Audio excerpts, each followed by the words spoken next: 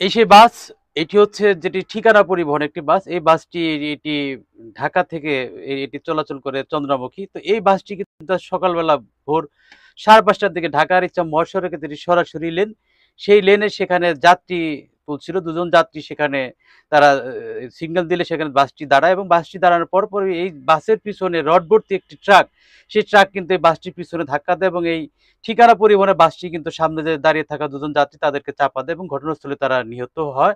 এবং এই বিষয়ে একটি কথা বলে রাখি, সাভার যে সরাসরি যে লেনটি রয়েছে, এই লেনে কিন্তু অনেক সময় ডিভাইডার পার হয়ে যাত্রীরা তারা এখানে এসে দাঁড়ায় এবং দাঁড়ানোর পরে কিন্তু একটি ঝুঁকি রয়ে যায় এবং এখানে আমরা বিগত সময় দেখতে পেয়েছি এই মহাসড়কের একই স্থানে বারবার সেখানে কিন্তু মৃত্যুর ঘটনা ঘটে এবং আজও সকালবেলা কিন্তু সেই মহাসড়কে এই বাসটির চাপায় কিন্তু ২ জন যাত্রী নিহত হয় এবং সেক্ষেত্রে আমরা দেখতে পেয়েছি বাস এবং ট্রাক দুটোকে এখানে আটক করে নিয়ে আসছে সাভার হাইওয়ে থানায়। যদিও এখানে এই বাসের চালক এবং হেল্পাররা পলাতক রয়েছে। তবে পুলিশ বলছে এই বাস, পিছনে ছিল ট্রাক।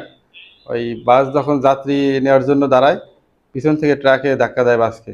ধাক্কা দিলে সামনে যাত্রী ধাক্কা লেগে পড়ে যায়। ওইখানে এই ঘটনাস্থলেই যাত্রী মারা যায়। পরবর্তীকালে তার টিম এবং আমি সেখানে হাজির হই। পরবর্তীকালে বাস এবং ট্রাক আমাদের থানায় আটক করা হয়। ড্রাইভার এবং চালক পলাতক।